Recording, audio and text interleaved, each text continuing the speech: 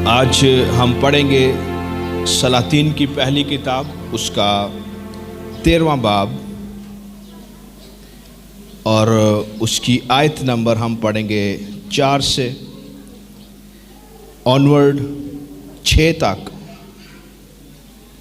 اور اس میں یوں کہا گیا ہے، اور ایسا ہوا کہ جب بادشاہ نے اس مرد خدا کا کلام جو اس نے بیت ایل میں مذبح کے خلاف چلا کر کہا تھا سنا، تو یروبام نے مذبح پر سے اپنا ہاتھ لمبا کیا اور کہا کہ اسے پکڑ لو، اور اس کا وہ ہاتھ جو اس نے اس کی طرف بڑھایا تھا خشک ہو گیا، ایسا کہ وہ اسے پھر اپنی طرف کھینچ نہ سکا۔ اور اس نشان کے مطابق جو اس مرد خدا نے خداوند کے حکم سے دیا تھا، وہ مذبح بھی پھٹ گیا اور راکھ مذبح پر سے گر گئی۔ تب بادشاہ نے اس مرد خدا سے کہا کہ اب خداوند اپنے خدا سے التجا کر اور میرے لیے دعا کر، تاکہ میرا ہاتھ میرے لیے پھر بحال ہو جائے۔ تب اس مرد خدا نے خداوند سے التجا کی، اور بادشاہ کا ہاتھ اس کے لیے بحال ہوا، اور جیسا پہلے تھا ویسے ہی ہو گیا۔ آمین۔ تو ہم بات کر رہے ہیں روحانی ابتری کیا ہے، اور پچھلے میسیج میں ہم نے نعمان کی بات کی، اور نعمان جب سامریہ میں نبی کے پاس آیا، نبی نے اس سے کہا تو یردن میں 7 بار غوطہ مار اور تیرا بدن جو کوڑی بدن ہے یہ بحال ہو جائے گا، یہ شفا پائے گا۔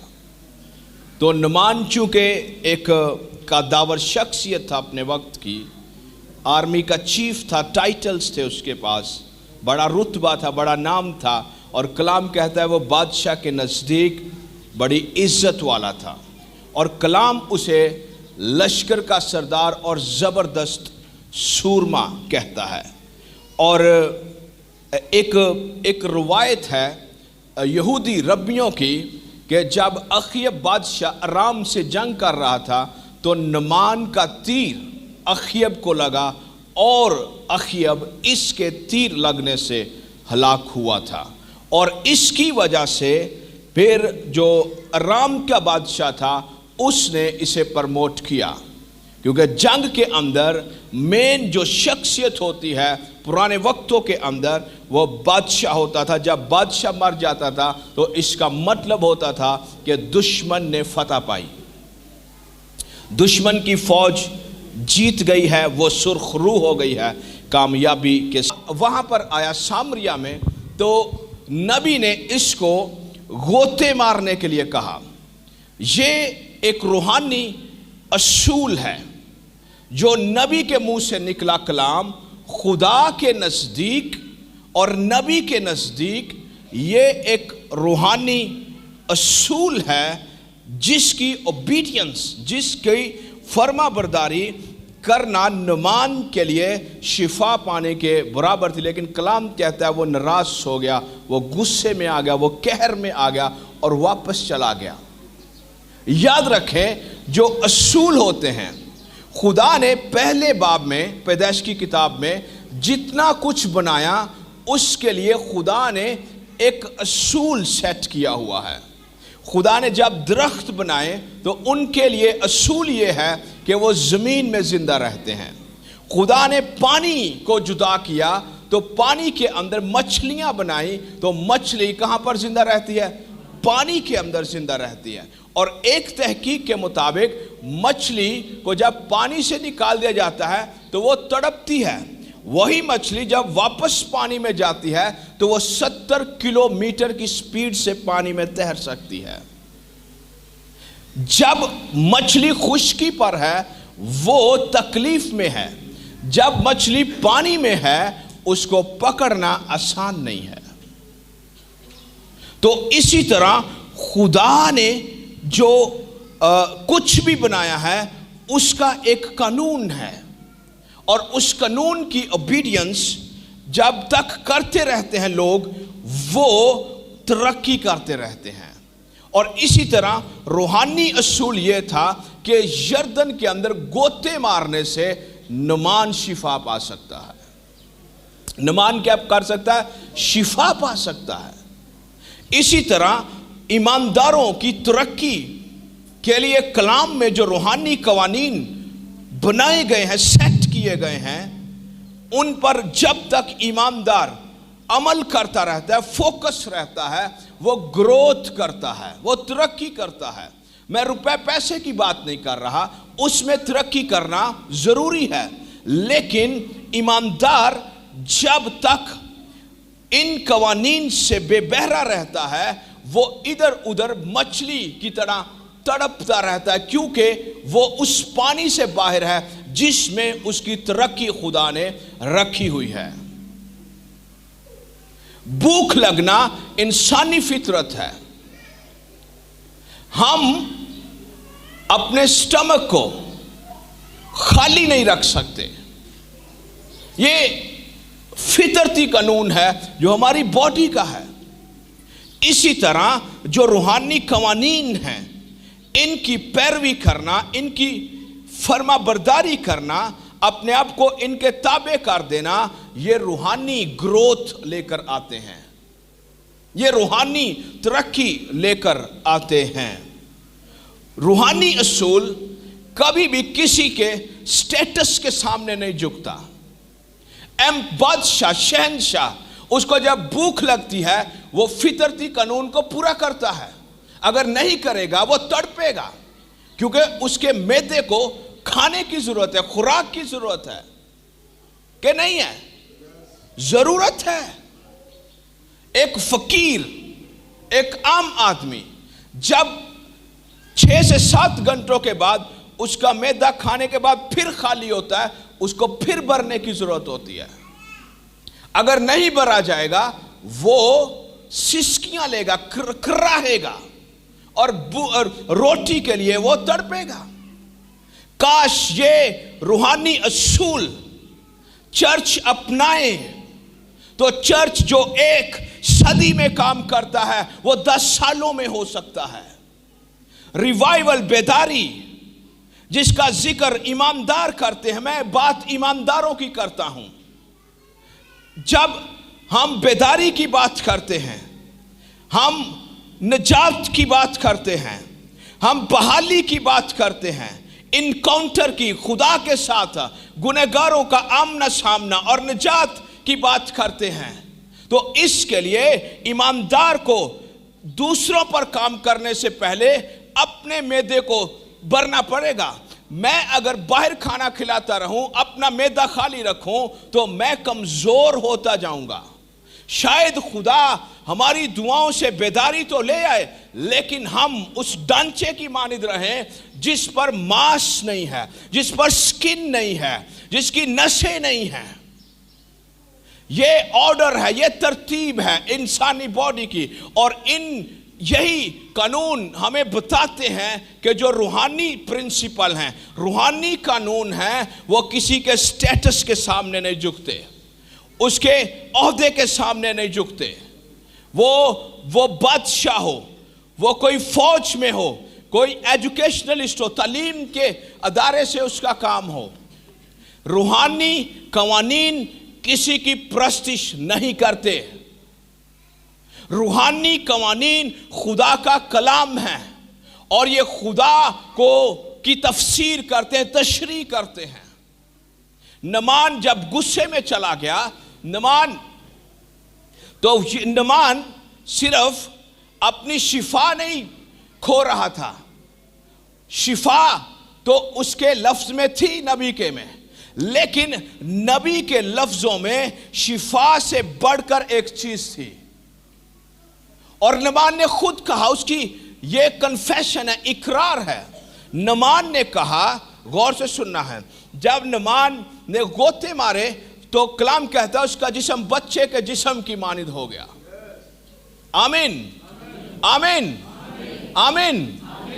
तो जो बैरूनी बदन था, बाहर वाली जिल्द थी, वो ऐसे हो गई जैसे एक छोटे बच्चे की नाजुक जिल्द होती है। लेकिन इससे भी बड़ा काम जो नमान मिस कर रहा था, वो पता क्या था? वो शिफा नहीं थी, शिफा से बढ़कर भी कुछ था। और वो ये था, नमान ने कहा अब मैं जान गया कि इस्राएल के सिवा जमीन पर कोई जिंदा खुदा नहीं है। ये इस्राएल की सरजमीन है जिसमें जिंदा खुदा है। अराम के बादशाह, अराम के मुजाहिब, अराम का अकीदा, मंदिर, बुत प्रस्ती। और नमान कहता है कि कोई मबूद ऐसा नहीं मैंने देखा आज तक जो इस्राएल के खुदा की तरह शिफा दे। जब रूहानी असूलों की पैरवी होती है, ये बैरूनी खूबसूरती तो लाते ही लाते हैं, एक गुनाहगार की सृष्टि में उतर कर उसको हमेशा के लिए चेंज कर देते हैं। खुदा के बारे में एक नया नजरिया, खुदा के बारे में ठीक दुरुस्त मुनासिब पहचान उस वक्त आती है जब ईमानदार खड़ा रहता है, रूहानी असूलों को फॉलो करता है। नमान ने लफ्ज इस्तेमाल किया, अब मैं जान गया। यह बड़ा गहरा लफ्ज है इब्रानी जुबान के अंदर। मैं इसको आसान करने की कोशिश करता हूं। ज्यादा लफ्ज है, इसका मतलब होता है जानना, ऐसा इल्म जो हमारे तजर्बे में आ जाए, हमारी सृष्टि में उतर जाए, हमें ट्रांसफॉर्म करे, हमें तब्दील करे, हमारी हित को चेंज करे, हमारी जो अंदर जो गुनाह की सृष्टि है उस पर गालिब रहे। आप देखते हैं एक गुनाहगार जब तब्दील होता है, अगर वो नशा करता है, वो नशा छोड़ देता। क्यों छोड़ देता है? क्योंकि वो एक्सपीरियंस करता है क्राइस्ट को, मसीह को, पाकरू को अपने बातन के अंदर। हाँ, उसकी जंग बाकी रहती है, लेकिन वो इल्म जो उसके अंदर उतरता रहता है वो उसको संभालता है। वो उसको क्या करता है? संभालता है। इस लफ्ज का मतलब है ऐसा इल्म जो तजर्बे में आ जाए, ऐसा इल्म जो नजरियात को ठीक करे। आमीन। जो किसको ठीक करे? नजरियात को। जो कुछ हम सोचते हैं वो कॉन्ट्रेरी अक्सर होता है, वो मुखालिफ सिमत में होता है उसके जैसे खुदा सोचता है। नमान कहता है ये मेरे बदन पर हाथ लगाएगा, शिफा देगा, लेकिन खुदा ने कहा नबी के वसीला से, नबी के हाथों में शिफा नहीं है, यर्दन में शिफा है। आमीन, आमीन। गौर से सुनते रहिए, 5 मिनट फिर हम दुआ करेंगे। खुदा जब काम करता है उस सीजन को, उस मौके को, उस टाइम को समझना बहुत जरूरी है। इसने कहा कि ऐसा नॉलेज जो नजरियात को तब्दील करता है, जो सोच को तब्दील करता है, जो किसको तब्दील करता है? सोच को तब्दील करता है। ईमानदार का जमीन पर सबसे बड़ा मसला उसकी बीमारी नहीं, उसकी सोच होता है। उसकी सोच, उसकी क्या? किसी ने कहा जो खाली जहन है वो इब्लीस की वर्कशॉप होता है। मैं ये कहता हूं ईमानदार का जहन मैदान जंग है इब्लीस के लिए, वो इसे मसरूफ रखता है मुख्तलिफ कामों में। मेरा सवाल है आपसे, इसका आपने जवाब नहीं देना, अपने आप को जवाब देना। इसने आप अपने आप को जवाब देना, मुझे नहीं देना, किसी को नहीं देना, आपने साथ बैठे शख्स को भी नहीं बताना। आपने अपने आप को जवाब देना है। पूरा हफ्ता आपने कितनी वफादारी के साथ दुआ की, बाइबल पढ़ी है? अपने आप को बताएं, मुझे नहीं बताना।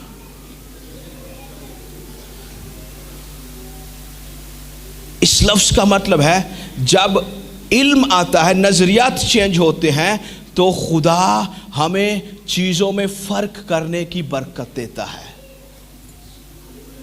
चीजों में फर्क करने की बरकत देता है, और फिर खुदा उन चीजों को हम पर तफसीर करता है उनकी। गौर से सुनिए, नमान का जो मौजज़ा है, यह जिंदा खुदा की परस्तिश की तरफ लेकर आता है हमें। आज मौजज़ात जब होते हैं, ट्रेंड चेंज हो गया है, चीजें बदल गई हैं, फर्क हो गई हैं, उनका नजरिया चेंज हो गया है। जब मौजज़ात बाइबल में होते रहे हैं जहां पर भी, वहां पर जिंदा खुदा के नॉलेज ने तरक्की की है। आमीन, आमीन। मौजज़ात हमें खुदा की गहरी पहचान की तरफ लीड करते हैं, हमारी रहनुमाई करते हैं। मौजज़ात नौकर हैं खुदा के मुकाशफा के, ईमानदारों की जिंदगी के अंदर। मौजज़ात ये बताते हैं कि वो काम जो नामुमकिन है, खुदा के साथ मुमकिन है। आमीन, आमीन। मौजज़ात हमें ये बताते हैं कि जब मौजज़ा खुदा करता है, किसी के बातन के अंदर उतर कर वहां पर सिताइश होती है। कलाम के अंदर लिखा है, अमाल की किताब के 3 बाब में, जब वो मफलूज शिफा पा गया तो वो हैकल में चला गया और प्रस्तिश कर रहा था वहां पर। जब पलूस और सिलास ने बदरू गिरफ्ता लड़की को शिफा दी, उन पर मुकदमा हो गया, केस हो गया, उन्हें जेल हो गई, और रात के वक्त वो प्रस्तिश कर रहे थे। और एक कमेंट्री कहती है वो यीशु के खून की सिताइश कर रहे थे, वो गीत गा रहे थे यीशु के खून के। रात के वक्त दुआ कर रहे थे और हमद के गीत गा रहे थे। वो पता नहीं कौन सा गीत गाते होंगे, वो शायद ये कहते हो यीशु के लहू में शिफा है, निजात है, और सिर्फ यीशु का लहू वो लहू है जो हमेशा की जिंदगी के लिए काफी है। और कलाम कहता है कि बेड़ियां खुल गई। क्या हुई? न्यू हिल गई, बेड़ियां खुल गई। दरोगा जाग उठा, कत्ल करना चाहता अपने आप को, लेकिन पौलुस ने कहा स्टॉप, रुक जा, हम यहां पर हैं। चर्च मुश्किलात से भागता नहीं है, मुश्किलात में ठहरता है। यह मसीह के चर्च की खूबसूरती है।